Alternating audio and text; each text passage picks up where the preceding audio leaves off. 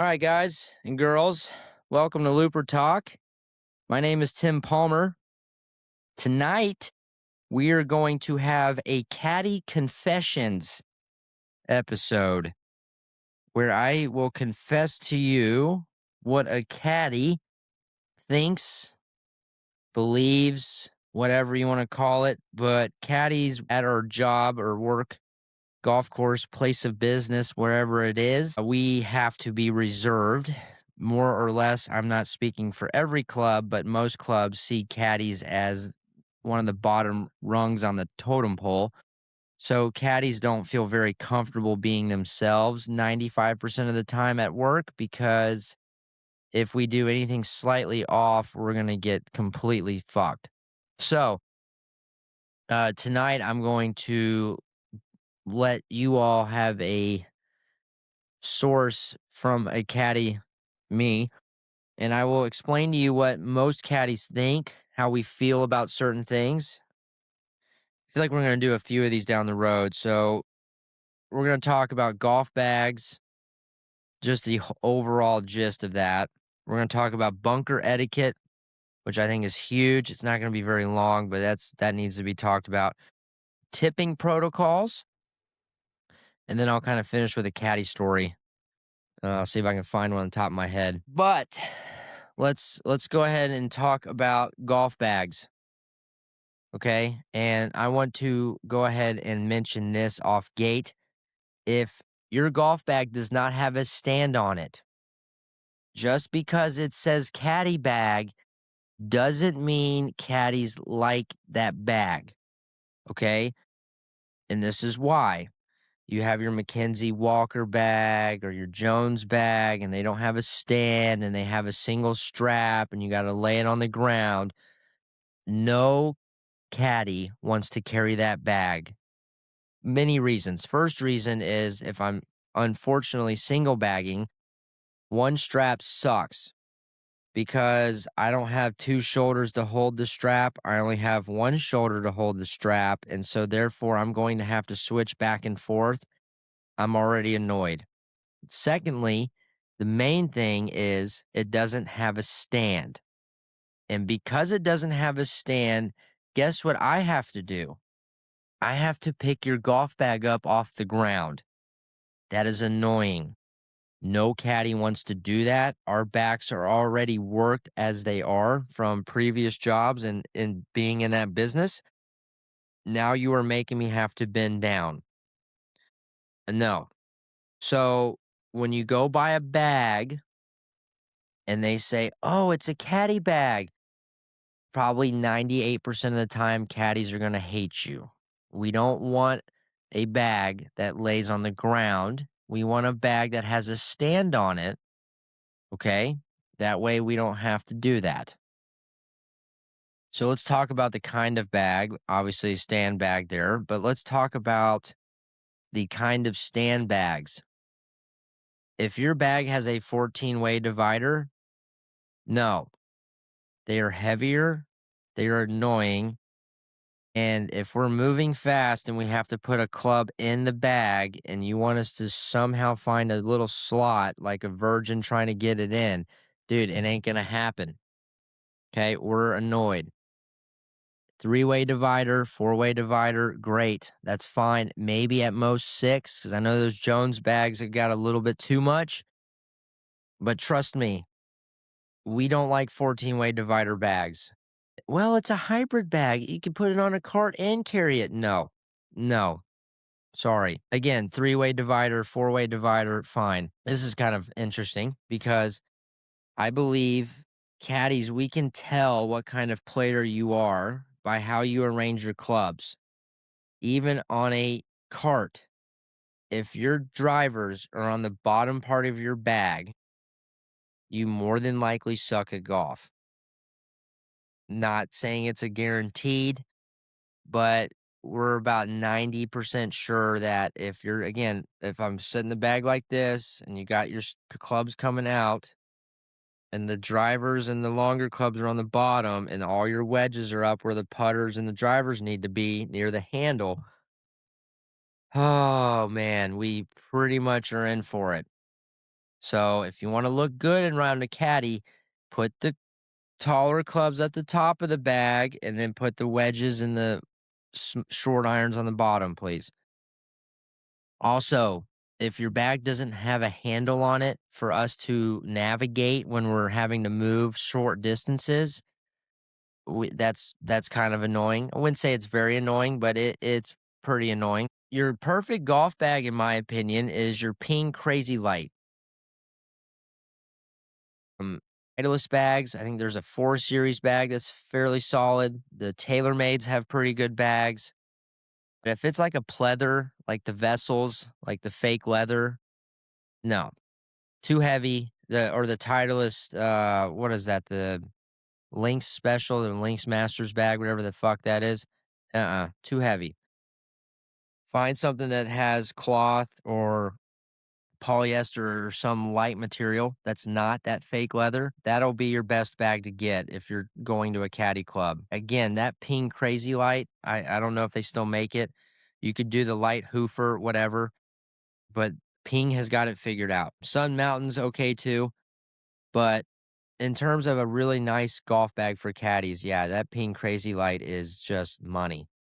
I think that's one of the best bags you can get. Also, what's in your bag? And I've talked about this before, but I will reiterate it. Even for your 20 handicappers, okay, this is all you need in your bag. You need a jacket, just in case if it gets cold. You need 8 to 12 golf balls. That might be a little high. I'm sure some caddies aren't going to like that, but at least you feel somewhat confident.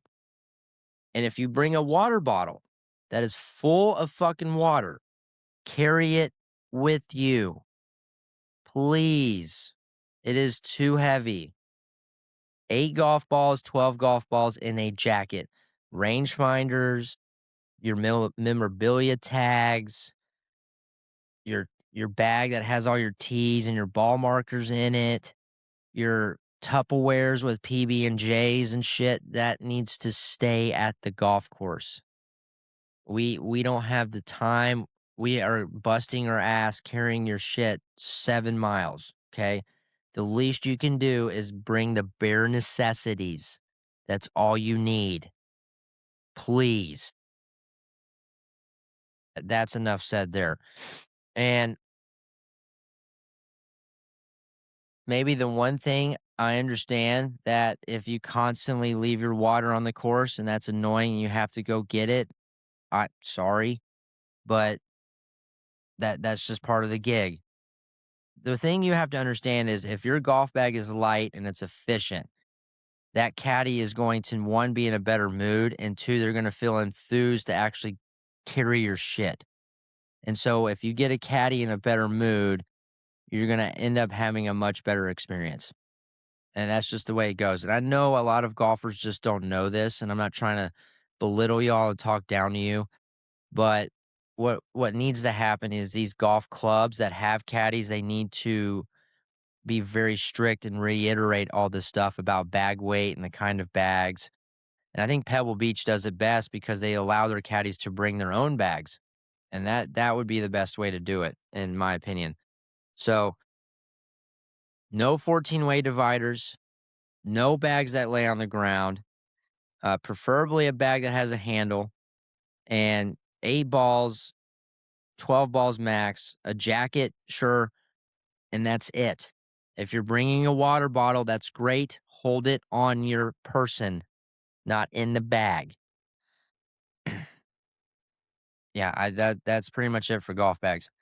Now let's talk about bunker etiquette, which this should be pretty simple. All right, so we hit it in a bunker. Okay. When you walk into a bunker and you hit your shot, if you decide to walk a different way out, God forbid you do that, because now not only do I have to rake your entry point, now I have to rake your exit point. Therefore, you have just made my job twice as long. You making my job twice as long is going to keep me away from my players, keep me away from reading your putts or doing whatever you need, because I'm spending time in a bunker raking cat litter. I don't want to do that. So the first thing that we need to learn about bunker etiquette is if I walk into a bunker, I walk back out the bunker the same way I walked in. Okay? Excuse me. That needs to be said. Another thing, please walk in at the lowest point. I do not, if you step down from like a ledge onto a side hill into a bunker and walk in that way, and then you try to walk out back that way, now I have to do that. And if it's super steep of a slope, it is the biggest pain in the fucking ass to rake because there's so much sand. I'm having to move the sand back and forth in a way to where it'll even out. And not to mention, I'm standing on a side hill, man. My ankles are already damaged enough from walking all these miles. I don't need to be standing in sand on a side hill. And even if we have to rake 3 or 4 extra feet, I don't care. I would rather rake that from the low point than I would somebody who decides to jump in on the side. Oh, God forbid. So, 2 things with bunker etiquette. Walk out the path you walked in. Secondly, find the lowest point in the bunker to walk in. That way I don't have to rake on a side hill and destroy my ankles. Please. That is very simple. That is all we need. And I understand if it's an extra 10, 12 feet of raking, most caddies would rather rake that extra 10 to 12 feet knowing that their ankles aren't sitting here like this on a side hill, and I'm having to move all this dirt around just to even that out. Not to mention the maintenance guys, they want to keep the edges of the bunker not raked at all. That way, if a ball happens to enter in, it won't sit on the side and it'll go down to the bottom. It's much easier to maintain. Not to mention, it's much easier for you all to hit bunker shots when I'm not standing on a slope that is 8, 9 degrees, right? So, simple bunker etiquette. Oh, this is a fun one. Okay, so let's talk about tipping protocols. Let's understand what they're doing. A caddy is carrying your shit for miles, and we have to spend 4 to 6 hours with you. Hopefully not 6 hours, hopefully not 5, but that caddy has to be there an hour early, more than likely. Not to mention now we're year round, which typically lasts between 4 to 4.5 hours on average. Hopefully that's your base. And not to mention we're carrying between 15 to 30 pounds worth of your stuff for miles. Okay, we're not some waiter or a waitress at your restaurant where we only spend 45 minutes to an hour with you serving you food. We are doing way more than that. So to me, now if you don't have a good caddy and they don't do a good job, I'm not saying you have to pay this percentage, but there's a few things here on tipping. Uh, to me, the base tip is 50%, minimum 50%. So if it's $100 a bag and you want to add gratuity to that, which please add gratuity to these caddies, please. It's destroying if we don't get a tip. It literally destroys us. It needs to be minimum 150. And if you like that individual, double it. Give them 200. Don't be afraid to even give them more than that or her, please. Because again, we are walking miles upon miles carrying your shit, having to spend hours with you, trying to help you play a sport that is literally impossible to perfect. And not to mention, we have to be psychologists. We have to think outside the box. We have to learn your personality. We have to then mirror that personality. And we have to somewhat get you through a golf round, hopefully in a decent fashion to where you're pleased. So we're not just serving you food that we didn't even cook. All right. We are doing everything on the golf course for you besides hitting the shots.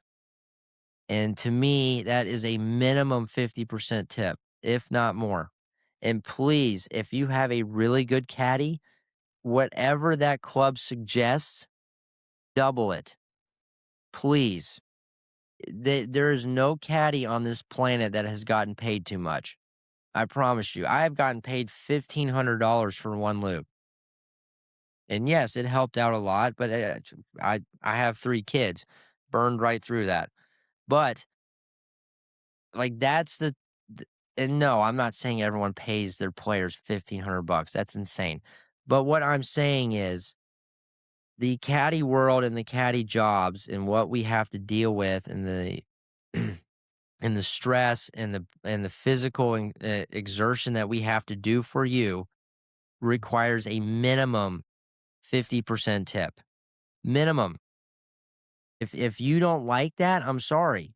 Then you don't really deserve to have a caddy. Now, if you don't have a good caddy and they're brand new or they just don't know what they're doing, hand them 125 or whatever it is, 25% tip, and then tell them, "Hey, look, I felt like you needed to improve on these areas." And don't be afraid to do that because that to me is that's fine. Caddies, we have to deal with each other on a daily basis, man. And caddies are some of the most direct, to the point human beings you're going to meet. And because of that, we are so desensitized that you cannot hurt a veteran caddy for sure. You're not going to hurt their feelings. It's almost impossible. So don't be afraid to let a caddy know, hey, I'm not giving you 50% tip. I'm only giving you 25% because I didn't feel like you did a good enough job. Oh, okay. Well, what can I work on? Right. And that's a simple conversation and we moved on. But again, we're going to base everything off 100. If you give a guy $105, I mean, dude, and you really like that person, just know that caddy hates you. Literally hates you, wants nothing to do with you. And if they show up tomorrow and you show up and you see that they're in a totally different mindset than what they were the day before, well, just know that it has zero to do with them personally. It has everything to do with what you paid them because that's why we're there. We're there to get paid and we're there to leave.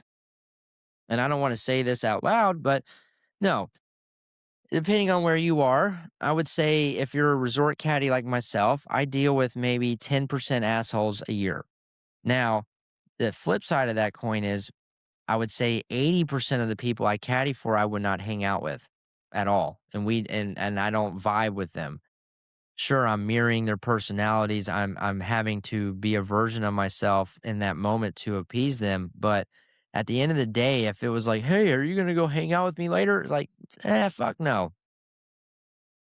You're not that cool.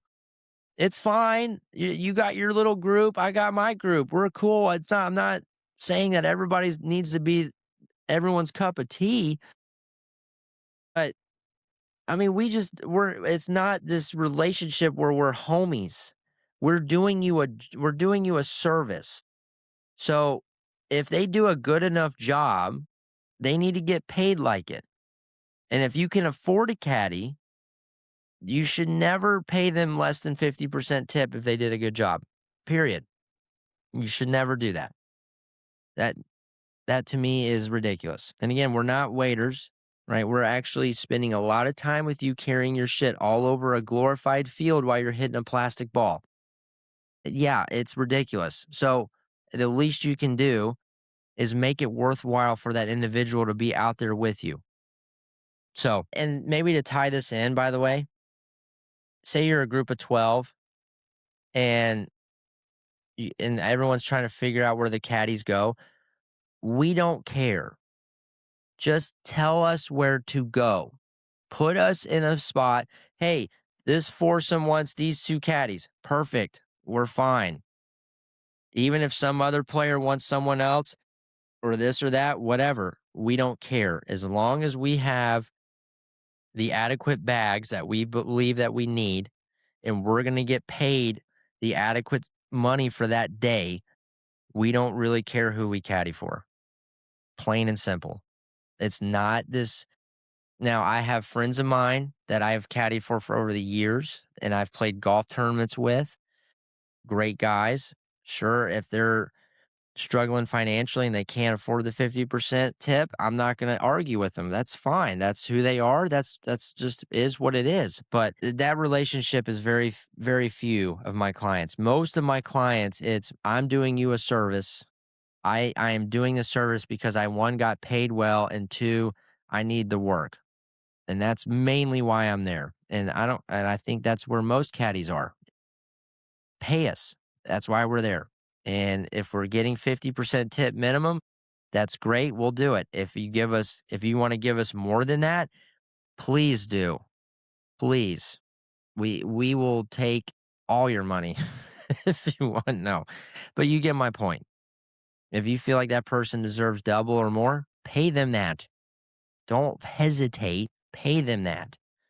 Okay, we are doing a service for you that requires hours upon hours of work, especially if you're dealing with them 4 to 5 days in a row, right? So, yeah, tipping protocol, 50% minimum. Now, if you don't have a good caddy, let them know why you're not paying them that 50%. Promise you're not going to hurt their feelings. But if they're a good caddy and you want to make it legit for them and you want them to be proud and happy to be on your bag, you give them minimum 50% tip, period. Okay, so what's the last one? Oh, caddy stories. Ooh, do I have anything recently? Oh, I have something recently. So I wasn't with them. We were all single bagging in this group, and this dude had 5 birdies already. You could tell he's playing above his pay grade, and it was so funny because he was and I know you caddies have this, where you look at a guy and you're like, "How the fuck are you doing this? Like, your swing doesn't look good, your ball flights are shit, and the way the ball comes off your face and the way it sounds, it just sounds clanky. It doesn't sound good, but you're 2 under par, and you're hanging on by a thread. You keep birdieing holes, and then you bogey holes, you birdie holes, you bogey holes." And so this gentleman was, I think he was 1 over par with 5 birdies. And he gets to 17. Well, the 17th hole's a par 3, the course I'm at. And again, he's already had 5 birdies. He's playing out his ass, I think. Claims to be a 2 handicap, but we know how far that goes. And so we get to the 17th hole, and right before he hits, he's like, it would be really cool if we had a hole in one. It would be my 6th hole in one that I've had, but it would be really cool if I had it. Sure enough, dude, this fucker hits this shot dead on the flag, takes 2 hops, goes in the hole. Yeah, hole in one. And the dude didn't even really celebrate. He like kind of half-assed it. "Oh, I told you I was going to make it, right?" Puts the club, caddy grabs the club, everyone's all happy, blah, blah, blah. Which, by the way, if you make a hole in one, that caddy deserves $1 a yard. That's the way the Caddie Yard feels. So 185-yard par 3, you make a hole in one, you give that fucker 185 on top of the 150, okay? Sorry, that's the way the caddies feel. But anyways, he's walking down the tee box, and I'm sitting there, and he's starting to talk to me, and I'm not caddying for him, but he's talking to me and another caddy. There's another player there, and he proceeds to tell us all of his 6 hole-in-ones that he made at all these prestigious golf courses, Shinnecock, and I'm like, that is so miserable. Here we go. I don't have one. I've been playing for 27 years. I have an albatross, but I don't have a hole-in-one. And you have a guy, and he barely celebrated his hole-in-one. "Oh, yeah, I called it." And he's walking down the fairway or walking down the tee boxes, and he's literally telling us about all of his hole-in-ones and how proud he is. And it's like this pretentious attitude, and the caddy next to me goes, "Oh, wow, must be nice to be rich, huh?" The guy just the guy just didn't know what to say and just starts walking away from us because "Oh, yeah, I was down in Seminole, and I played a little part 3 and blah, blah, blah, blah, blah," and he's just thinking that we're all happy for him, and we were, but he was like name dropping all these courses in the caddy without a beat. He goes, oh, well, must be nice to be rich, huh? Dude, just, it just started walking away. But yeah, it was kind of funny because then he proceeds to double bogey 18 and he ended up shooting like, I think, one over par. So the dude had 5 birdies, a hole in one, and still shot one over par. You talk about a decorated scorecard. There was a lot of circles and a lot of squares on that scorecard. But yeah, he played well, fine. He was all happy about it, and hopefully he had a good experience. But oh, it was just so funny that the reaction when that caddy's like, "Oh, well, it must be nice to be rich, huh?" And that dude was he like couldn't believe it, man, because he didn't know what to say, and I was kind of like, "Oh my god, that was a jab right in the jugular, dude." But yeah, that was kind of funny. So yeah, anyways, okay, so we talked about bag weights, ping crazy light. If you want a bag that the caddies like, grab that fucking bag. It is awesome. Secondly, bunker etiquette. You walk in the way you walk out, okay? And please walk in at the low point. Um, Third thing is tipping protocols, 50% minimum. Please give them more if you can. Caddies deserve it. They work their ass off, and I know there's some good ones and some bad ones, but if you have a good one, please help that individual out. They need it. Fourth one is, oh yeah, caddy stories. I think that was it. Yeah, hole in one guy. So yeah, another episode of Looper Talk. Feel free to leave me a comment down below, and we'll talk some shit. So thanks for tuning in. My name is Tim Palmer, and don't forget, lighten your bags, 200 a strap. Y'all have a good night.